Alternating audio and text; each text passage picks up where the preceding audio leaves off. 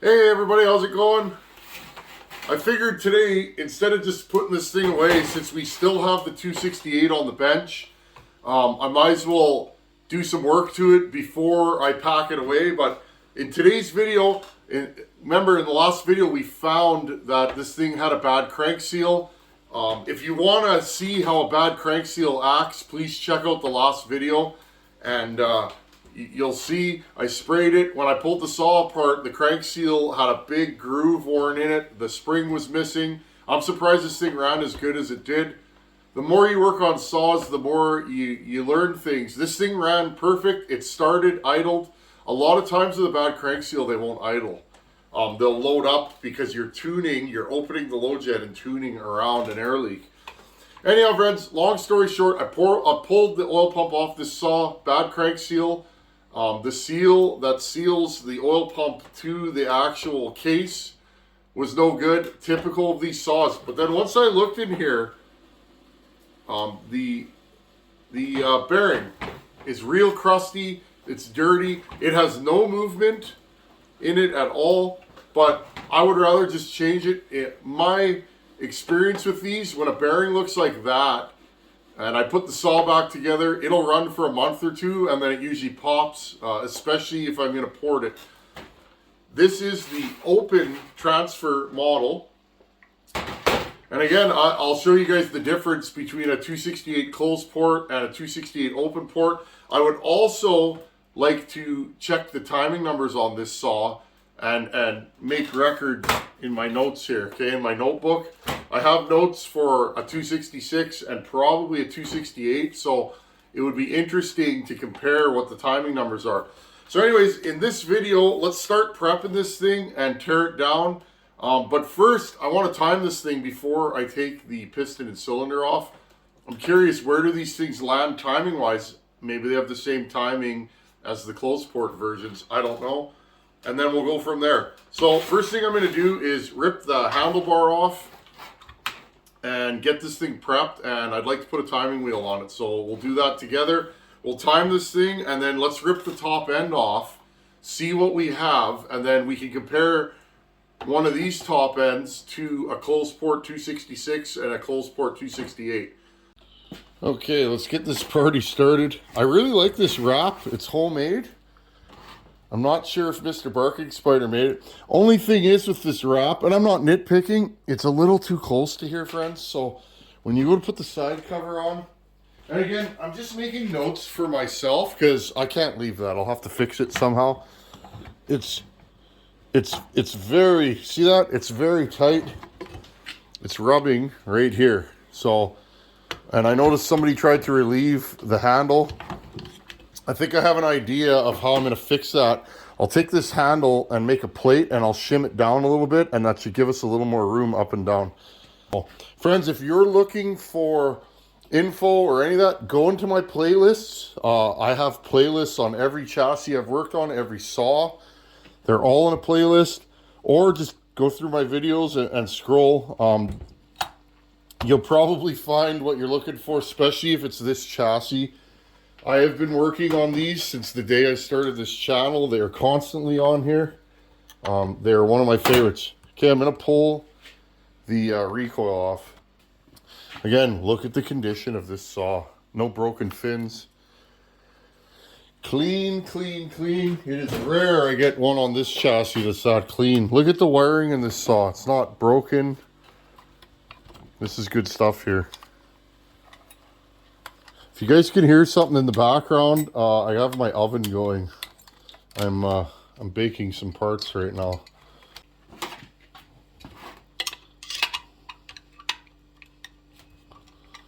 Can't remember what size these bolts are. Oh, they are that size.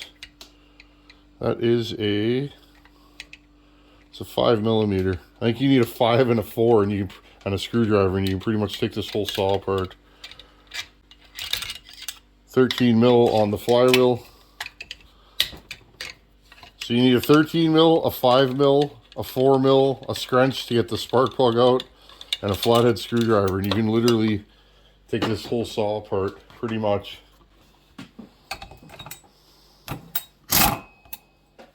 Okay, put something behind there, because I know most of you guys probably don't have a puller. Oh, look at that. Put something behind there. Okay, give it a little pressure on it, and there you go. That's it. That's all you have to do to get a flywheel off.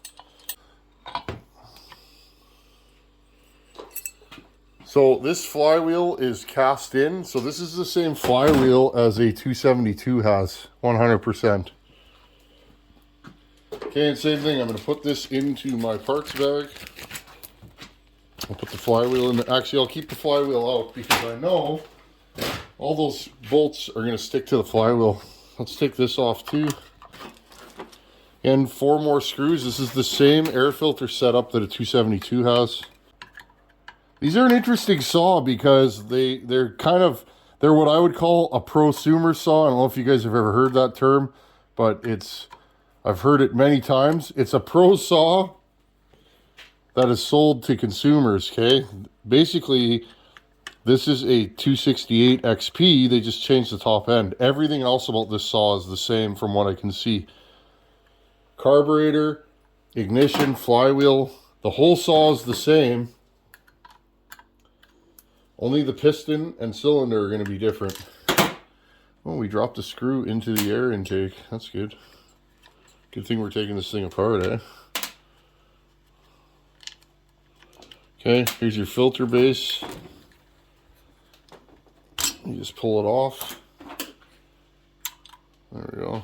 The choke was open too. That would have went right in there.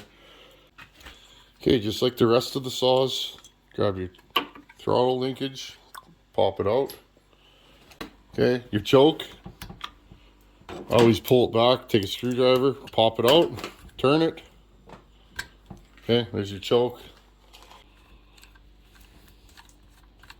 So there you go. You need a 3 mil, a 4 mil, a 5 mil, flathead screwdriver. That's about it. You can work on one of these. Very simple, very nice saw if you're starting off. The only problem with these saws is they have a lot of places to develop air leaks. And that's it. This saw is prepped for timing and taking it apart. I'm going to take the ignition off. Again, the purpose of this channel is not for me to show off how fast my saws are. There's a lot of guys with faster saws than me. I'm trying to show you guys how you can work on your own saws. There's not enough mechanics out there in the world, is there? No. Not enough of anybody, so. Okay, take that off. Okay, I'm going to get my timing wheel on. Let's time this thing. And if you're new to the channel, you probably are wondering, how do you attach a timing wheel to a chainsaw? Keyless chuck with, this one is threaded. Okay, you can buy these. Keyless chuck. Okay. Slide it over the threads. Don't be worried about damaging the threads, you won't. Because you're not putting, I don't put this thing on super tight. I guess if you wanted to put something over the threads, you could. Okay, and just tighten it up on there. This is a bolt I made through the timing wheel, and it just screws into the end here. Okay, I'll do that now. Now here's what's funny, friends. Now that I got this thing apart, I could feel these bearings are, I could feel like click, click, click, click. So yeah, these bearings are 100% toast. Something's going on in this saw. I can feel it. Like it doesn't feel right. Maybe we'll find something else when we go inside there. Who knows, right? You never know what you're going to find on an old saw. This saw it's pushing 30 years old, so it's been around. Not a lot of use on it, but still. I've rebuilt saws that are 2 years old that are absolutely cooked with no time on them. There you go. Okay, friends, now here's my timing stop. Just screw it in. Okay, that will stop the piston on the upstroke and the downstroke in the same position. See if we can keep this thing focused here. There we go. Okay, now what you want to do is check, does it stop in the same place? 65.5. Okay, now I go the other way. 65.5. Can you guys see that?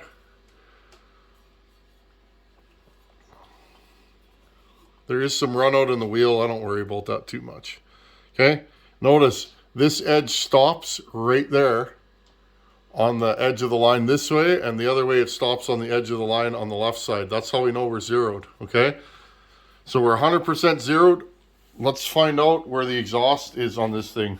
The piston is at top dead center. Okay, I'm gonna put it to about 100. It'll open somewhere around 100. We are at 100 right now. Okay. That's 105, 104, 103, 102, 101, 100. Okay, first ray of light is 100. If I go to 99, oh, okay, 99. So our exhaust port is 99. Can you guys see that? Just that little faint ray of light right here is 99, okay? And if we go to 98, it's closed, okay? There's no more light in there. 99. Okay, so our exhaust opens at 99 after top dead center. I'm gonna write that in my book. Okay, now let's look at the transfers. The transfers always open after top dead center. Friends, I still gotta polish my scope end here. It's getting too foggy to make decent video with. But all I do is I put it down at an angle and I just look through the spark plug hole and I can see the transfers opening and closing. Okay? Right about there is where they open. 124 after top dead center. Wow, this saw has nice timing numbers. Okay, I'm just going to confirm that. Open, closed. Okay, so they open right there, 124 after top dead center. So we have 24 degrees of blowdown. I like that. This is probably a decent running saw. I'm coming up with ideas already in my head on what I'm going to do with it. When we pull the top end off, I'll tell you what I'm going to do. Now let's look at the intake. Okay, here's your intake side. Piston is at bottom dead center. Okay, just watch for where it opens.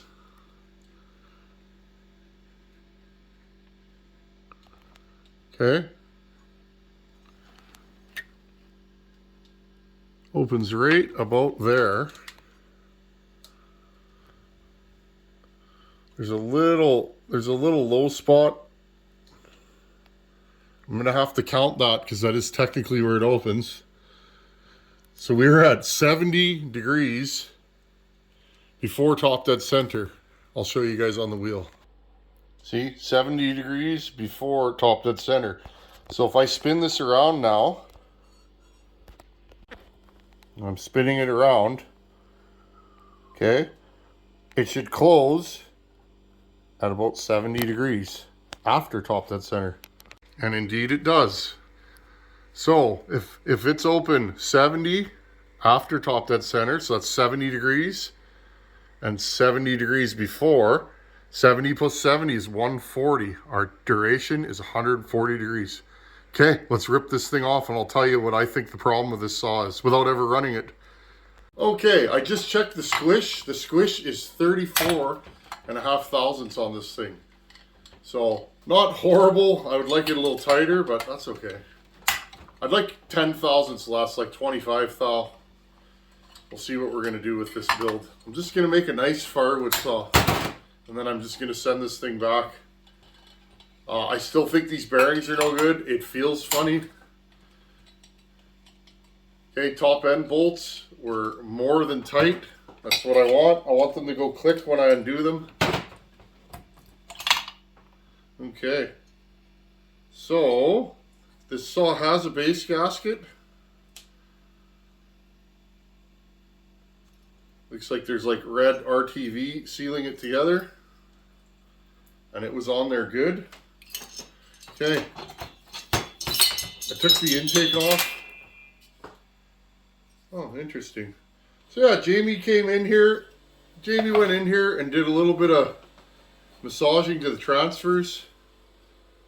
A little bit of exhaust port work, I could see. And just smoothed it out a little bit.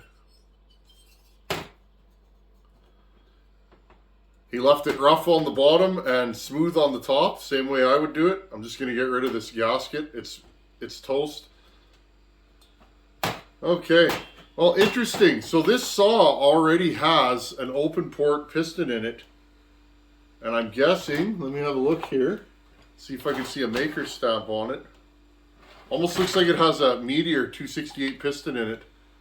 So now I was going to put a open port piston in this thing anyways. So that's fine. We can use this one. Yeah, piston looks okay. It's got a few little marks on it. No big deal. This saw has been ground on a little bit, so it's not like it's not bedding in. So yeah, basically this piston looks fine. Yeah, these bearings are trashed. I can feel it. I'd like to pull that other crank seal out, but we'll do that in another video. Okay, what I'm going to do now is I'm going to show you guys a 268 open port cylinder. I'm going to go to my parts shelf and I'm going to pull out a couple of cylinders, clean up this mess, and let's compare a 268 open port cylinder to a 266 and a 268.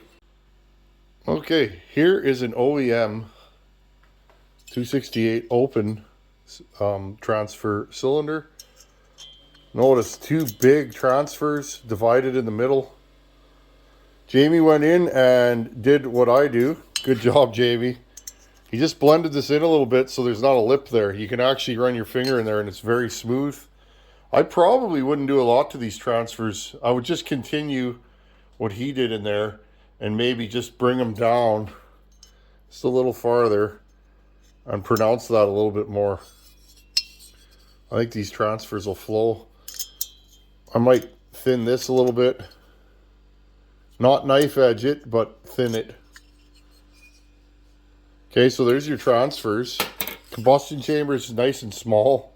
I'm actually surprised how small it is, but it looks smaller than it is. The squish band is narrow. It only goes from here to here. That's all rounded.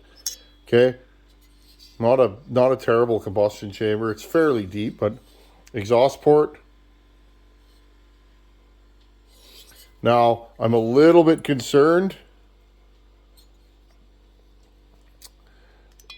See the chipping here, friends? Chip.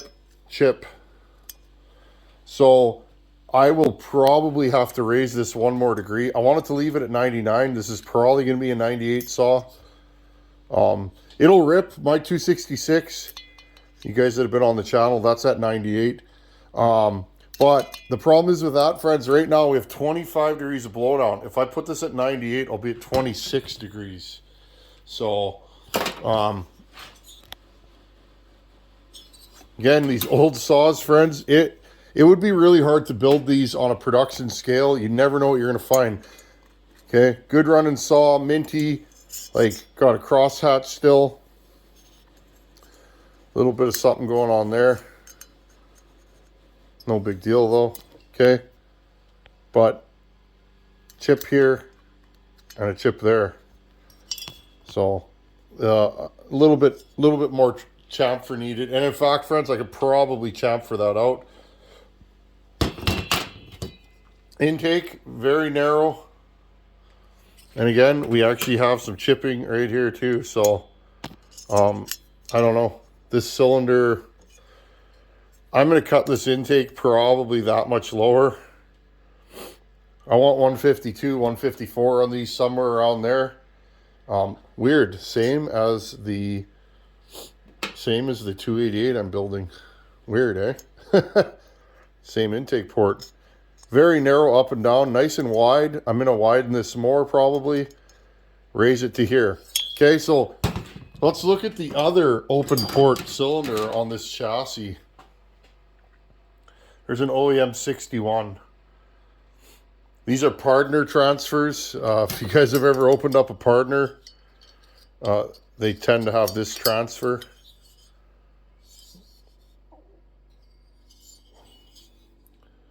Can tell this saw had some blow-by going on, or it's really short blowdown. I don't know. I've never played with a 61, not like that. I've run them, but I've never Looks like a really short blowdown saw as well. So you will get some back feeding into the transfers if your blowdown's short. That's just the way it is. Not all saws will do it, but a lot of saws, if you open these too soon and your exhaust is still going out, you end up with that. Okay, intake, very narrow, and exhaust. In fact, it's actually funny, friends. The exhaust is wider than this saw. So, okay, so there's your open port 261. This is a 266. Gonna get some better light here. Hopefully you guys can see. This is an OEM 268. There's your closed transfers right there. There's your intake, very similar to the 268. This probably has 6 to 8 degrees more intake timing. And there's your stock exhaust port. They look very similar, but they run totally different. And the question is why? You have to ask yourself these things. And this here, what's the part number on this? 50ZN13. This is a late 266. 266 has slightly smaller transfers than a 268. Okay, that is the only difference I've found. Bigger carburetor on some of the 268s, but realistically, friends, the only difference between a cylinder for a 268 and a 266 is the transfers. Okay, they are pretty much identical. Okay, same thing. Intake port, totally different shape because this takes a different intake boot. Okay, and your exhaust port.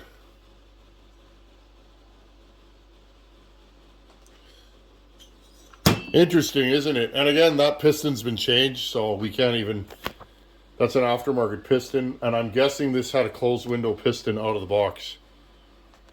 Okay, friends, so I hope you guys found that kind of interesting.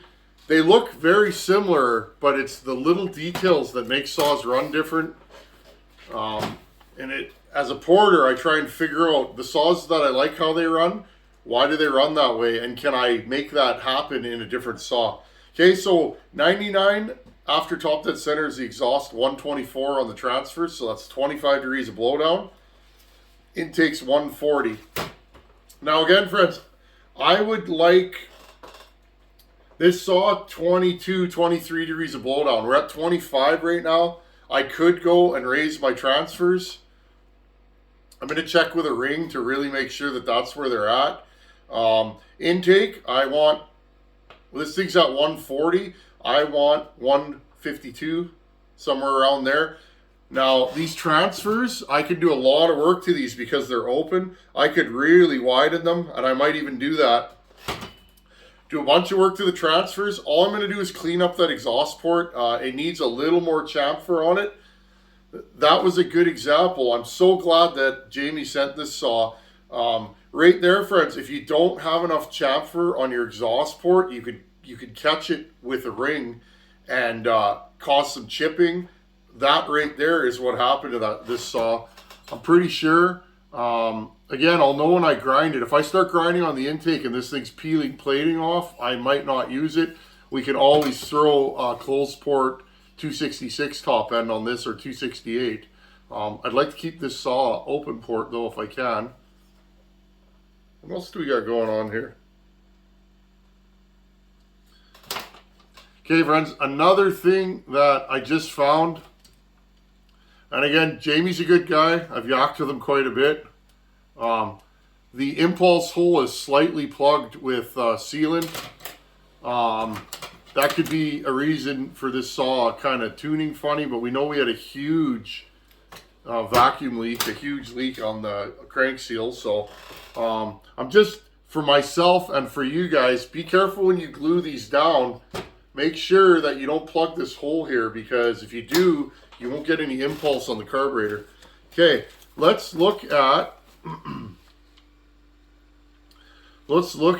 just going way back here.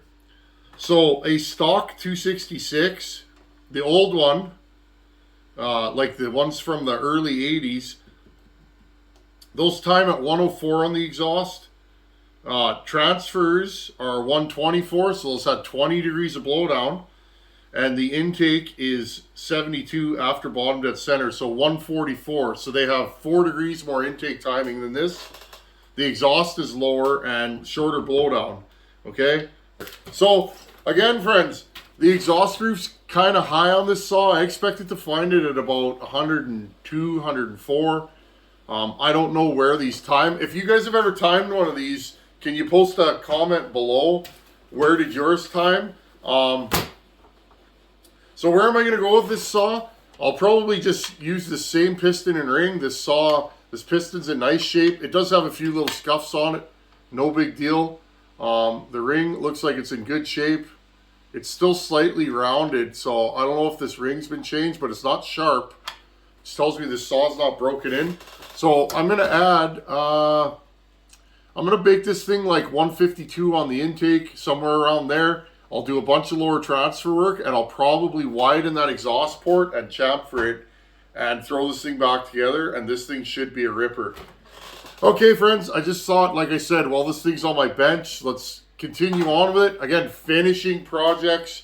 I got a couple more to go, and somebody posted a comment. Thank you. He said, it happens to all of us when you tinker with power saws, you end up with stacked up projects.